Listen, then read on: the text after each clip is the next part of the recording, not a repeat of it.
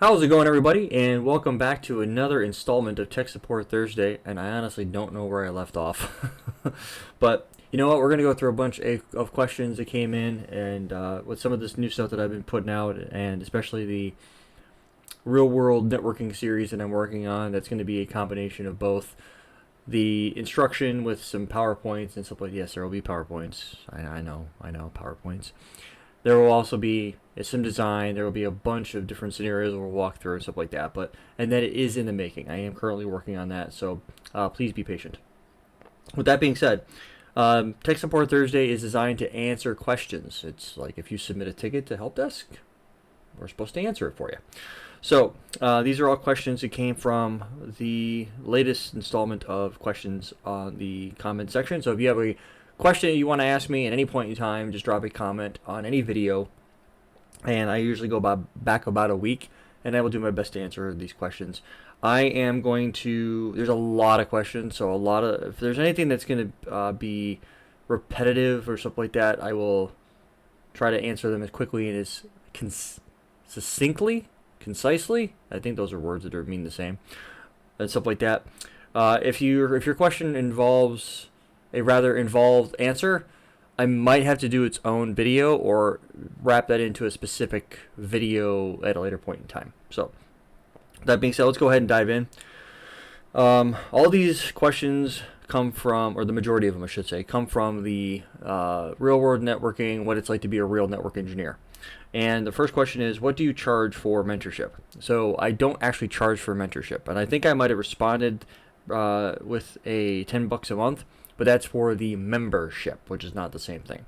So mentorship and membership are two different things. Membership is you gain access to all of the topology files, the config files for the post configs for any of the labs that I put on YouTube. So if you see a video and some labs and you want to pull the I'm lazy card and just download the configs and the topology without having to build it, which is, I commented on that in the real world networking video where I said you should be building your own labs because your manager's not going to do it for you, neither is your instructor. You should get comfortable building your own labs so that you can think through that thought process.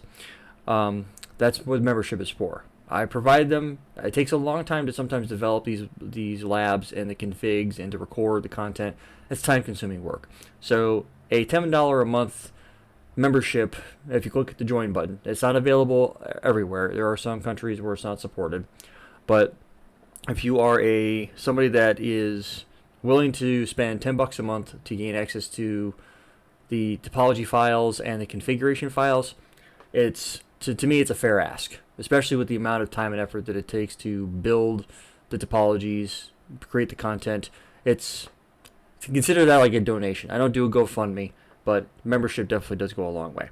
So, in addition to mentorship specifically, I don't charge for mentorship. So mentorship is basically you asking me for advice or suggestions on how to proceed with a particular thing, whatever that thing might be. Example: hey, I'm in Help Desk and I'm trying to get from Help Desk into go to the next level, whatever that next level in your whatever you target as your next level. I can't tell you what that is. It's something that you have to come up with on your own. I don't charge for that. I will, and I don't. Number two, I don't do the DM, the direct message methodology, nor do I do email, because to be honest, unless you have a super specific thing that's going on and you don't want that to be public, then ask your question without adding any of the details that you don't want to be public. So I don't care if you have a medical thing. I don't care about your not that I don't care about who you are or care about what your situation is. There's certain details like your personal life. You don't need to share that with me. You can be like, hey, this is where I'm at. This is where I want to go. What do you think might be some steps that I can go through in order to get from A to B? I can totally answer that question. And it depends on the situation, but I've gotten several emails lately, and to be honest with you, it takes time to respond to emails, and the amount of time that's needed is just, it's kind of it's too difficult for me to do that, especially with the busy life that I lead. So if you have a comment, or you're looking for mentorship and you're looking for me to tell you do ABC in order to get from here to there, ask that question in the comments, and I can provide you a verbal video-based response on that. So it's easier to do that than it is to try to respond to email, because the thing with email or doing direct message, it's one-to-one. And I'm trying to be as efficient with my time as I can. So if you ask a question here on the channel, I can hit everybody that watches that video with that answer, because you're probably not the only one looking for that answer or looking for that advice. So thank you for your time. You're welcome. This is something I'm going to sign up for. This will help a ton. I'm glad you find it useful. As a student, this is intimidating yet interesting to listen to. I barely understand a small percentage of the terminology of networking, though, so that's a problem. Good video. And you're going to continue to have, until you have a baseline that's strong enough to understand what's being said, that's going to continue to happen. And the only way to grow in that area is to dwell in the technology. So learn how the technologies work, which is what the technology course I'm currently producing is going to be doing. I'm super excited about this series. It seems like it could be really valuable for not in a network-focused IT job trying to get into that type of work. Sounds like a way to get some valuable experience that otherwise, excuse me, could only be obtained working in the role of a network engineer. This is true, but it's also kind of a narrow. It's also a little bit of a narrow sight on your part, and I mean this with. I don't take any shots at people. I speak transparently and honestly. So you're not wrong. But so when I mentioned in the real world networking video that you could gain when you're labbing, you're in a completely controlled environment. I will be trying to produce content where stuff won't go right. There will be things that blow up. There will be things that don't go correctly. And me as the content creator will have to come up with ways. Sometimes I already know exactly how I'm going to do it. Other times I'm going to be like, I'm going to pull that off. Either way, it'll be my job to present you a scenario and then walk you through it. And there will be times where things don't work out and be like, okay, stay tuned for part 2 where we fix the things that went wrong in this video and stuff like that. So because the reality of it is, if you're putting time and effort into a project or into a solution for a customer or a client or the company that you work for, there's no guarantee it's going to work the first time you do it. If it does, hey, awesome stuff. You're already ahead of me on the curve. But at the same point in time, you're gonna run into problems and you're gonna have to figure them out. And that's where the more labbing you do, the stronger in the technologies you'll be, and stuff like that. So, don't try to put yourself behind the 8 ball if you can't, or if you can. I'm not a fan of those that like to self-deprecating language, meaning that I don't think I'll ever be good enough to do this, or I don't think I'm smart enough, or whatever. If you are putting a negative connotation on your ability to make it into the industry, my honest and 100% straightforward opinion on that is, why are you wasting your time then? If you don't think you have the brains for it, I can't sit there and change your mind. I'm not going to do that. You have to believe in yourself first before you can put forth the level of effort that's needed in order to get to where you want to be. Case in point, if you are trying to pursue a position that pays a certain amount of money that you want to make, well, guess what? My first major milestone when I got into IT was to hit the $100,000 a year income mark. Well, guess what? It took a number of jobs and it took several years in order for me to gain enough experience and be valuable enough to a company to get that type of salary. Well, guess what? I eventually hit it, and I've been consistently there ever since. The key thing with that is I had a target in mind, right? Some people, you might have heard this thing known as a Trello board, or there's other terms I'm sure that go out there. Some people like to put a picture of this big house, or maybe they're single and they're looking for the ideal girlfriend or boyfriend, whichever way you go. If that's your goal, or this big house, or this nice car, or this vacation that you want to go on, put something up, a picture of whatever it is that you're going after. For me, in my mind, it was the 100K mark. And my next goal is, with all of the income streams that I have, make 250 a year, and then beyond that 500,000 a year. I do have goals to get, and I'm doing everything I can think of in order to get there. So they might not be noted anywhere, but in my mind I have it, and I know what I'm going after. I have a goal that I want to obtain.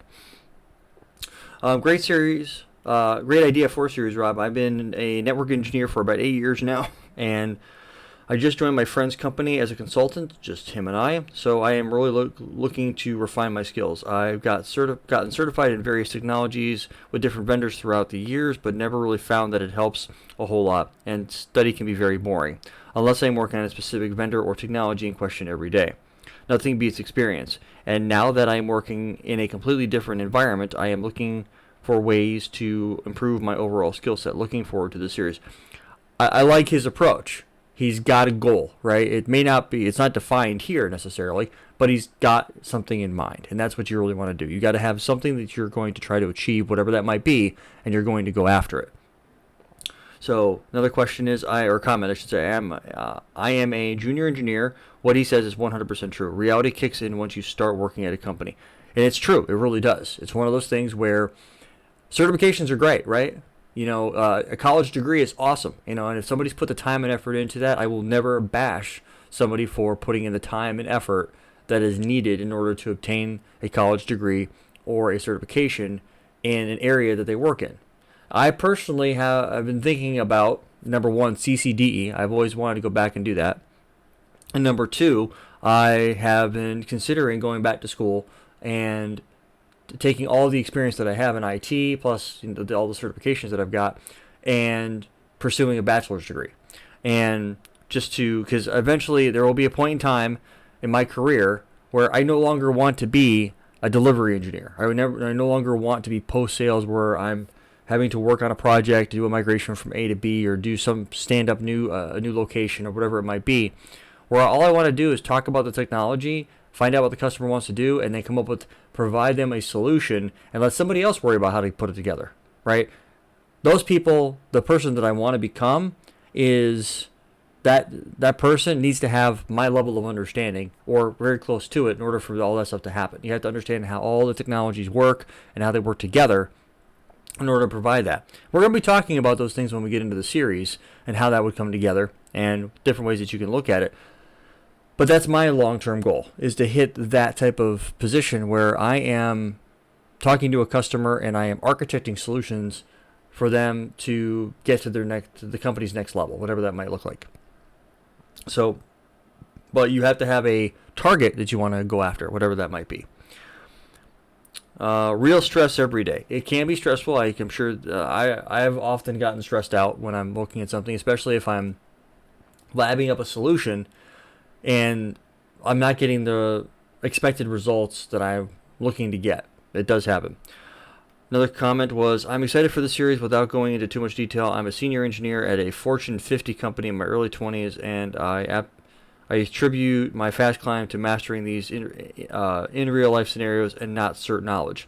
Don't get me wrong, my CCNA and studying for CCNA never got it, and honestly really growing sick of studying on core content helped a ton, but being able to figure out whatever tech is needed and being strong with project management and troubleshooting are the most important things. I see many older colleagues in their 30s and 40s refuse to branch out of their knowledge bubble. Good engineers don't understand the network, but everything the network touches. That's a good point. So, yeah, I think I know exactly who this is. But the point that he's trying to make is that, again, the certification isn't everything, right? You have to be able to take the certification knowledge that you earn from going through the certification. The one thing I like about certification is that it's going to force you to go through a particular technology area that you may not be familiar with. So it's going to force you to get you out of your comfort zone, put you into an uncomfortable area, and as you grow and get more and more familiar with it, you start to become more and more comfortable with it. Therefore, it becomes a comfort zone. And before you know it, that uncomfortable area you were just studying becomes a comfort zone. You're that much better off with it. You are able to confidently and intelligently talk about the technology to your clients and your customers, and you become a a trusted advisor to them at that point, and that's exactly what the customer wants. They want you to say, there might be two ways of doing something, right?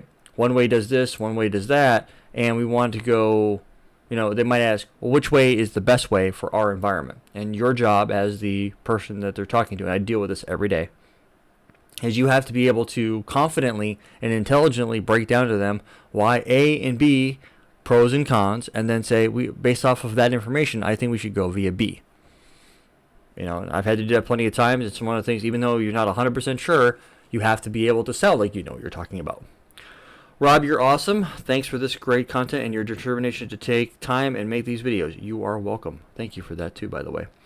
Personal majority of all my network studying has been to improve myself as a real-world network engineer, and rarely just to get a certification. If a certification has concepts that won't be used in the real world or any vendor proprietary, or are vendor proprietary, I don't waste my time learning it just to get a piece of paper. I have been trying to do my part, putting real-world network engineering content out there on my YouTube channel for the ISP I own. Jeremy Chara, which is the CBT Nuggets instructor, has been putting out some real-world stuff as well, catered to beginners. It is awesome to see someone else will be putting some intermediate advanced real-world networking content out there. Look forward to seeing it. I'm glad to see you doing that. The only feedback I would give to this person is going back to the comment I made just a minute ago. I understand that you have your own way of looking at it when it comes to certifications, and I completely respect that. But at the same point in time, I also disagree slightly with your viewpoint. Your viewpoint, and you specifically said here, if a certification has concepts that won't be used in the real world or are vendor proprietary, I don't waste my time learning it just to get a piece of paper. So I understand your point. I get it. But I don't 100% agree with it. And if I had that mentality, I would have never earned this guy. I mean, you don't get a CCIE by not challenging yourself. So not to say that you're going after CCIE, but the concept applies. Where if you don't step out of your comfort zone or learn something that you may, like, I don't deal with MPLS VPNs at all. I don't really deal with quality of service at all. I do dabble in some multicast from here to there. I don't touch IPsec VPNs unless the customer needs me to touch them because we're doing a migration or something like that. But just because I don't touch it doesn't mean that it's not valuable to know. So as much as I respect your opinion on that, and we can either agree to disagree, or maybe you're like, you know what, you might have a point there. I understand where you're coming from, but I feel like with that attitude, attitude's not the right. Your point of view, because I like point of view better. It doesn't sound so. To me, attitude sounds derogatory. Like you've got a negative attitude, and you clearly don't have a negative attitude. You've got an attitude towards you're geared to learning, but things that you need to learn. That's completely fine. When you're going through, just keep that in mind that there will be some things that, and it depends. There's nothing in here that says that for the ISP that I own. So if you are, oh man, I just bunged up here. Let me see if I can't find that question again. Yeah, so let's see, how far back do I have to go? Oh, a ways back. Okay. So it's on my YouTube channel for the ISP I own. So, and I can, based off what I'm reading here and my interpretation of the comment, that you're more of a business leader. And that's fine. If learning a technology won't gain you anything, you know what? That might be the best way for you to handle it. I'm just don't be too quick to shoot something down that might benefit you. That's more or less what I'm. And I know you understand what I'm trying to say. At least I hope so. You do. But good stuff there. So. You can only learn so much from books in college. That being said, reading and practicing technologies can really give you a leg up and accelerate your learning versus natural learning. It should never be looked down on. This industry is primarily on the job learning, but it helps a fresher to learn a bit about networking and some common tasks, cabling, auditing, what kind of devices you would probably expect to see in networking. An important thing to think about is what company you want to work for. Think about businesses that run large-scale operations on the internet: Amazon, Netflix, Google, etc., or Cisco partners. Cisco partners are companies that purchase a lot of hardware from Cisco and often are performing a lot of network designs and deployments for customers. You will get a very broad span of technologies: data center, voice, route switch, network programming, wireless, etc. But the most important thing is be open to learning and stick with the best. You will learn a lot from engineers that have been in the field for a while. I agree with that comment. Not sure if I missed this. Are you planning to do this weekly, or what will be the setup if we subscribe, timeline, etc.? More power to you, Rob. So my goal is to release a few videos a week as we're going through, to give it a long-term span. So we'll be able to cover a bunch of stuff. That'll include design. That'll include the topology that I showed you, and the previous video, and to go through a bunch of different scenarios. It won't be just here, take a 30 tasks and just go build this lab. Boom, we're done. The series is over. It'll be like, oh, well, hey, the customer just came back to us, and it's been 6 months and they want to do an upgrade. They want to do this. They acquired this, or they need to do that. So won't be just one specific thing. Thank you, Rob. Very useful points. You are welcome. Would you mind making a video about how to run EVE-NG from the scratch and all hardware requirements? I can. Wow, Rob, you bring so much nostalgia, bro. I watched your INE vids in 2017. LOL. Good job, buddy. Thank you. CCNP, RNS, and design and security. Keep it up, bro. Cheers. Thank you. I appreciate that. Liar. Real world networking is drinking coffee and sitting with a smart face while watching cubes on YouTube. Just stop this chatter and prepare for Text Thursday. I like this guy. I don't know how to pronounce his name because it's and he's been a member and a subscriber for quite some time.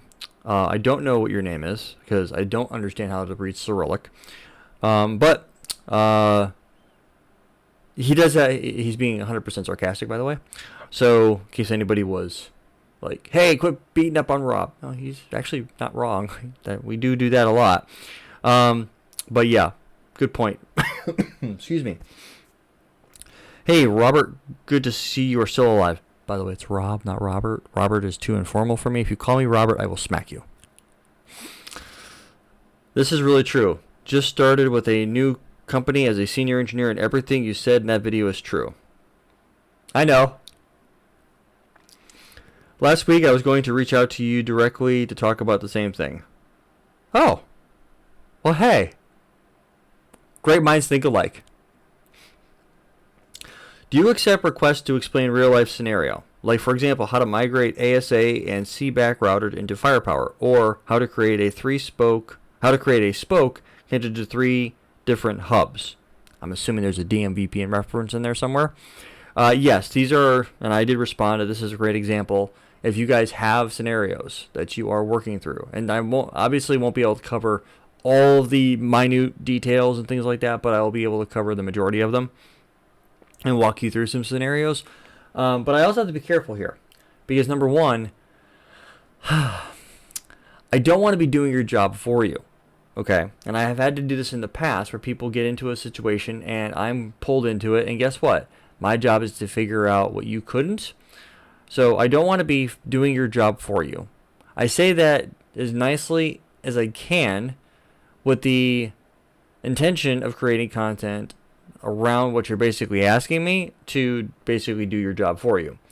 I know you're not asking it that way, or maybe you might be a little bit, but the bottom line here is to present to you a bunch of different scenarios, and hopefully one of the scenarios that I'm presenting to you as we go through this series will be a scenario you run into, and now you've watched me go through it, and now you know how to solve it. So there's no, how am I going to do this? Oh, I just watched Rob do it last week. I know how to fix this.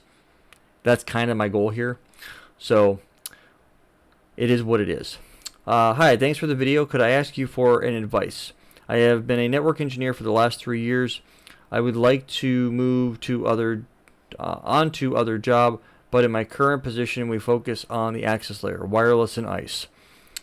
We don't touch the firewalls, load balancers, or anything else, making it hard to move to a role which they ask you to have experience with everything. How can I break that and get better? Prepare. Thanks. Simple answer is, if you're trying to move to a position where you're doing more and touch and doing other things besides just the access layer with wireless and ICE, number one, you need to get experience with those things, whatever that might be. So if you're dealing with load balancers, I'm going to assume something like F5 or AVI inside of NSXT. Then you're going to want to play with firewalls, whether it's ASA or Palo Alto. You're going to want to play with F5. You're going to want to play around with the routing. Make sure you understand routing. These are going to be the things that you're going to want to know. And I understand you've been with a network engineer for the last 3 years.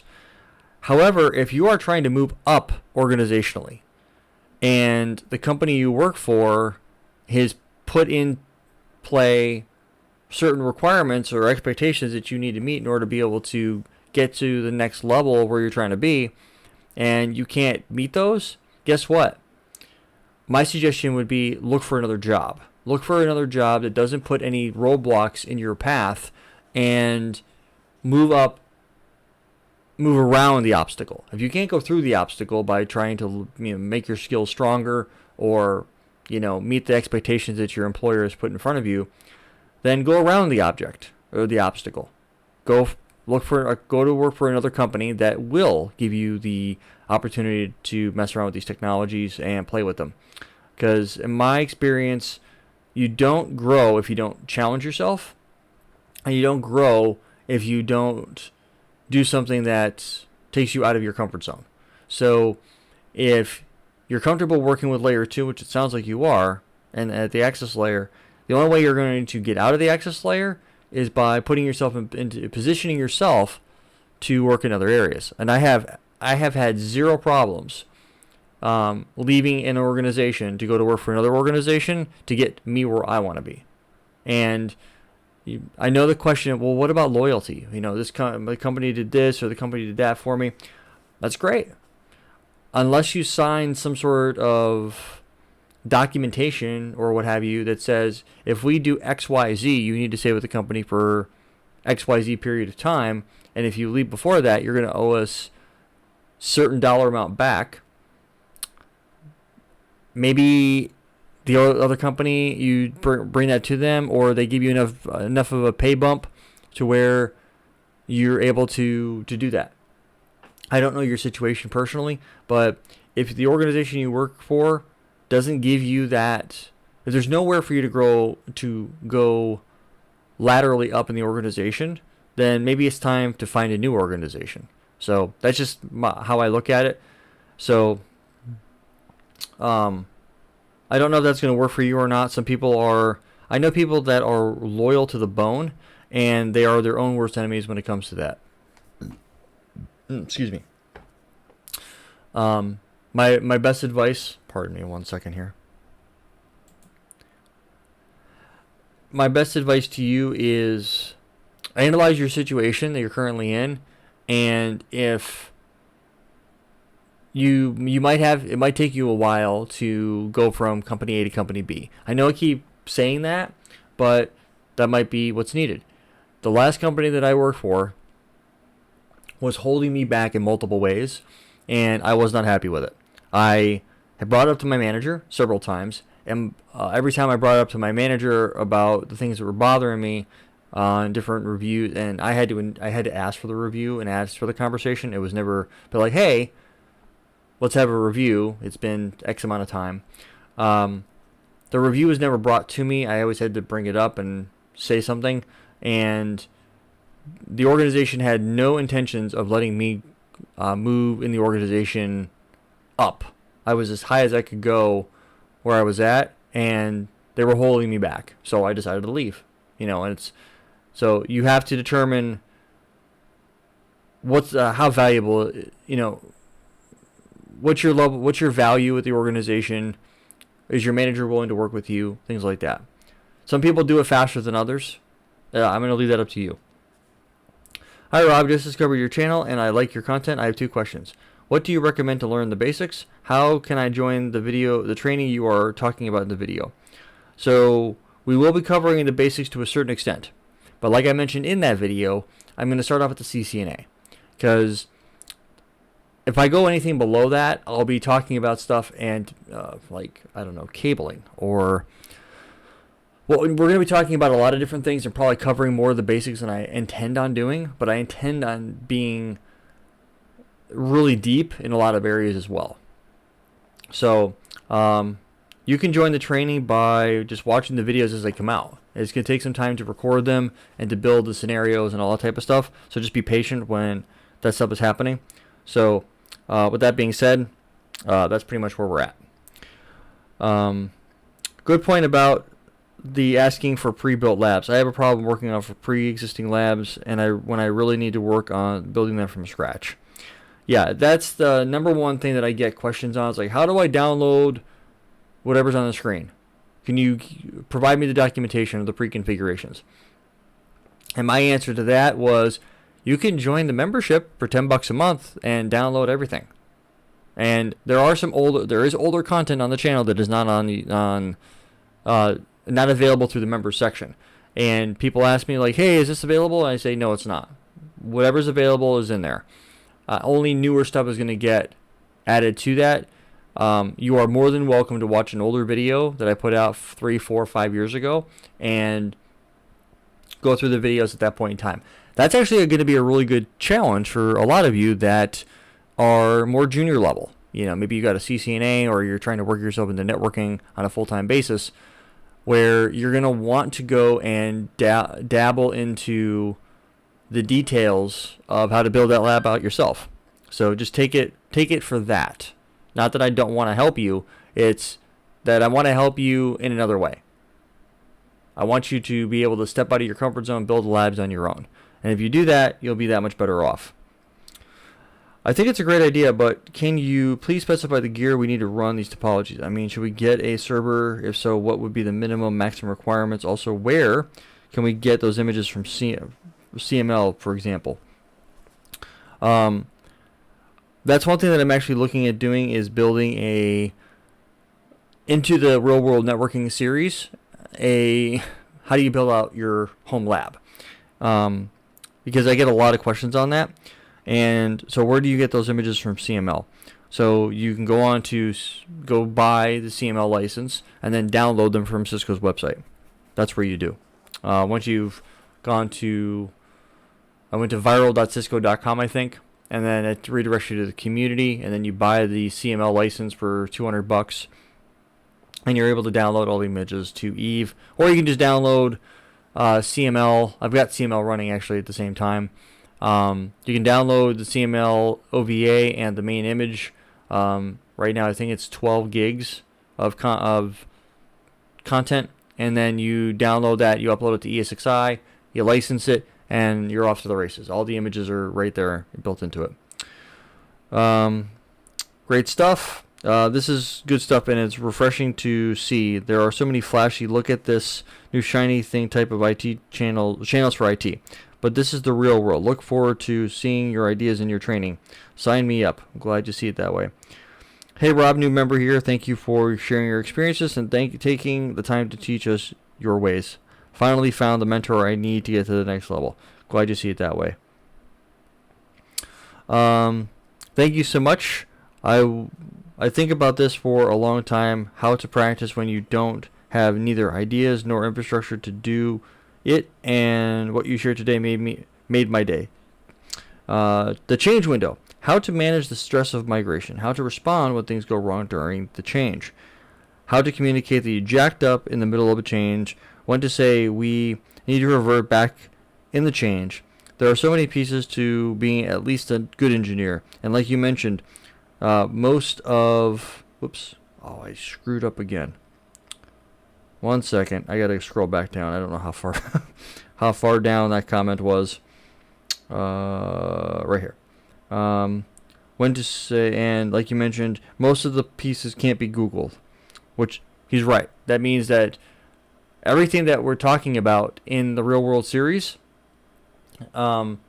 the non-instruction piece, where we're not talking about the stuff that you could help you pass your CCNA or CCNP or what have you. We're talking about the stuff that you do, like how do you build a change window, or how do you build a document that you're going to pass off to the customer? How are you going to build a document? So a lot of companies have a template that you're going to use, and you're going to manipulate that a little bit here and a little bit there per client, and then pass it to them and say, this is what we're going to be doing, this is how we're going to be doing it, and all those things. Rob, do you have a DM option for specific questions? No, I don't, and I'm going to say that again. I do not do DMs, and I don't like to deal with email. If you have a question about something that's in a video, or need to ask a specific question, put it in the comments, because then I can email. It's public, and I can take advantage of the platform for what it is. I can answer the question. I can do a video-based response. I can even take your scenario that you're presenting and use it as a scenario in the training. So if you have questions for something, you need to do everyone a favor and put that into a comment that I can go back and look at. Oh boy, and this person here, I forgot about this comment. Hi Rob, I'm super stoked on hearing about these series. Everything you mentioned in this clip was very true. I used to work for an MSP, and you were given a scope of work, number of hours to complete the project, and tasks, and then you were on your own. The training wheels are up, and it's ultimately up to you to deliver the technology. How it is done is left to you. Some of the things I learned while on the job. Oh, and there's a whole bunch of stuff. You guys can scroll through this because there's a bunch of little details. I'm not going to waste my time. Sorry, not that it's a waste of my time, but there's a lot of content in that comment. There was a question from SD-WAN 5 bringing up the MPLS transport. Rob, can you share this EVE-NG SD-WAN topology in the members section? It is already there. The one you shared in the members section has different IP addresses in the MPLS, INET, and DC switch gig 00, etc. The MPLS and INET config shared don't match this video's IPs either. Okay, so let me just take a pause here. And I'm glad you became a member, but whatever was in there was in there. And a lot of the configs are pulled directly from the running config of the boxes. If the IP addresses are different, go change them. I mean, if this is the stuff that I'm talking about, where if I get questions like this, it triggers me. Like, you can't change the IP address yourself? And I mean, that's a legit question. Like, is there something that do you need help with that? Because if you need help with it, I can kind of point you in the right direction. But here, this is one of those situations where it's like, okay, you need to be able to look at the diagram, what's configured, and then make modifications yourself. If you can't do that, I honestly don't know how you're going to be successful in the IT industry, because that's going to be what you're going to have to deal with every day, is dealing with stuff that doesn't line up, and you have to go figure out why it doesn't work. And troubleshooting is part of the game. So, not trying to pick on you and not trying to say that I won't help you, but I am a true believer in if I teach you how to do something, you'll be able to do it over and over and over again. If I do it for you, you're going to keep coming back and asking me to do it again. It kind of goes back to the old adage of, if I catch the fish for the man, I will be able to feed him every day. If I teach the man how to catch the fish, he'll be able to feed himself for the rest of his life. So if I point you in the right direction and tell you to look at the diagram and make it whatever adjustments you need to, that's not saying that I'm not going to help you. I'm helping you, but not in the way you want me to help you. You want me to just provide you whatever information you need. And I don't do that. If it's already there, it's already there. And I don't go there unless somebody manipulated it. I can go back and double check. But as far as I know, everything is set to view, not edit. So you shouldn't be able to go in there and mess around with any of the config. You should just download what's over there, copy and paste it into the CLI, and you're off to the races. I believe one needs to be creative enough to use what they have learned through the networking program to be able to solve a customer's problem. Let's take an example of computer programming engineering. The fundamental principles of computer programming languages is the same, irrespective of the language you use, whether Java, C, or Python. The same applies to all engineering disciplines. So it's upon the learner engineer to be creative with the knowledge they have and acquired and know when and where to apply it. That's the art of engineering. I'm looking forward to the series. I mean, that comment right there is the perfect response to the, hey, the IP addresses don't match, can you help me out? You need to be able to manipulate things and be creative. I'm actually really glad that the response was there. I'm glad that my very first job after studies was at my local ISP. I've been able to get to know so many different areas of networking. Really does give you a great perspective on whole networks, and also enables you to take into consideration everything you have to have knowledge on topics outside of your main job description. Even though certifications are not the most important, I still have plans to go through multiple ones. It is always interesting to read upon different topics. I used to refresh my CCNA by doing another networking area CCNA certification. Too bad they removed them in the latest change of the certifications. Would have been nice to go through all the CCNAs, even though it would be more beneficial to go for the CCNP or perhaps even the CCIE. But your approach was trying to be as knowledgeable as you could in every vertical, which I think is a good way to do it. There are times where I wish I would have not been so gung-ho on getting my CCIE so fast, where I wish I would have slowed down and been not so focused on earning the certification, but spending more time doing engineering. But at the same point in time, I'm glad that I did what I did, because now I have a deeper understanding of how the technologies work, and I'm able to see things now that I wasn't able to see if I would have only had a CCNP. So there's a pros and cons to every view of how things work, and you have to take them as they come. So an SD-WAN 2 overview of how SD-WAN operates. Thank you. That's perfect explanation. You are welcome, and I did not heart that comment. So sounds great. Looking forward to. Actually, let me scroll up to the top. Real fact. People says it's always a network issue. It's not, which you are definitely straight up on that.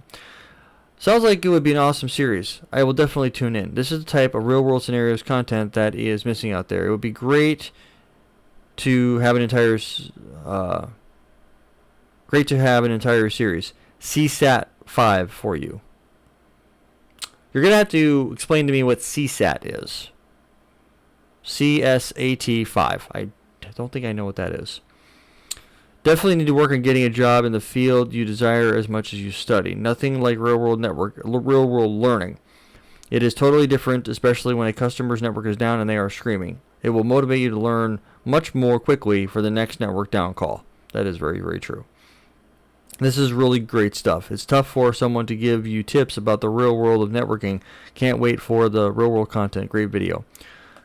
This series couldn't come at a better time. I recently accepted an offer that will transition me from help desk to network administrator at a different company. While it's going to be very exciting, I have the constant fear of the responsibility that comes with the position. The company is small, which is a relief, but the only network engineer admin they had left, so I'll be pretty managing all the layer 2, layer 3 stuff. Yeah, guess what? So do I, every day. So that is exactly what you are probably going to have to deal with, and that fear of not being able to do the job, or that anxiety that comes with it, of not knowing, or that stress that you put yourself under. So actually, let me sidebar here real quick. Since we're already 45 minutes in, what's another few minutes on top of that, right? So I had a customer that I was doing a deployment with last week, where they wanted to speed up the detection of BGP with BFD. So they wanted to use bidirectional forwarding detection to detect a BGP path down.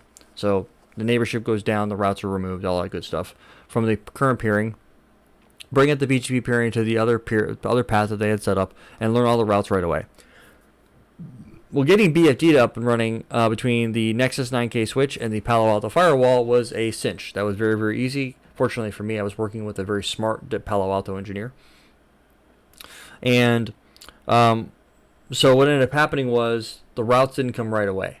So because we have BGP graceful restart turned on, which is on by default on the Palos and on the 9Ks, and it was taking 2 minutes. So the stale path timer was kicking into play and preventing the routes from getting installed in the routing table. Or I should say the BGP table. So as I'm sitting there doing a show BGP IPv4 unicast VRF blank summary, or summary VRF blank, I was seeing 000 coming across. The peering was up, but the routes weren't being learned. I said, okay, we have to change this. Let's turn graceful restart off. Let's resync the peerings and try this again. We had much better results by turning off BFD. Or I'm sorry, graceful restart. Graceful restart will keep the routes in the routing table and keep routing forwarding during a failover situation. And this time it wasn't working the way that we wanted it to. So, needless to say, we had to go in and make a couple of adjustments. I was nervous about this because I wasn't able to demo this in a lab the way that I wanted to. Things weren't working quite the way that I expected them to. But going back to my comments earlier, where I have learned technologies because I wanted to pass a certification, but at the same point in time, if I would not have learned what graceful restart and stable switchover and in-service software upgrade all meant and all did, then I would have been like, well, I'm not really sure. I don't know what graceful restart is. Everybody should know what graceful restart is, especially when you're dealing with dynamic routing protocols. With path information, it doesn't get flushed when the peering goes down. It stays, and you can continue moving forward traffic. So things like that do come up, and you have to make adjustments on the fly. And that's what we ended up having to do. SD-WAN 7 templates, overview, single vEdge setups, single vEdge sites setup. I had to remove GE00 from VPN0 for vEdge 5 to go from partial to control up. Just disabling did not work. Okay. Real World Networking Series, and then the comment. Rob, glad you thought about this during that long drive home. I've been aware of this for a long time now, and I actually reached out to different platforms in the past for this type of learning. As you might have guessed, nobody even knew how to address what I was asking for. I'm so glad that you are taking this on for us and can't wait for the new vids. Thanks, man. You are welcome. SD-WAN 1, welcome to Next Gen Networking. Do you have a video on how to add all of the devices into Eve? Which versions? Yes, I do. If you look at SD-WAN 000, I walk you through that. SD-WAN in Eve, and boom, it's right there. Oh, I'm sorry, it's not SD-WAN 1. It's how to set up a Cisco SD-WAN in Eve NG, if you wanted to know. What are the hardware requirements to practice in laptop for SD-WAN? You're going to need a lot. Unless you've got a super, super beefy laptop, go get yourself a server off of eBay. I will definitely be putting some content together on what servers to buy, because I get that question a lot. So I don't know how I'm going to pin that, but I'm going to try. Is there a way I could get, CCA Labs, is there a way I could get this documentation, please? And he's asking for content for, I believe it's a guy. Could be a girl. I believe it's a Hispanic name. But that's really, really old content, and no, I don't. ASA Basics 1, the initial configuration setup. I just acquired an old ASA 5516X. Okay, that's not really that old, but okay. And this is my first Cisco device. I don't even know how to physically connect to it. I found a console cable, but it has a serial connection. No machines have serial connections anymore. I replied with, you need to get a USB to DB9 adapter. I don't have one in front of me currently, but you're going to plug one end of the adapter into the DB9 port, and then the other one's going to be USB. You're going to plug that into a USB port on your laptop or your computer.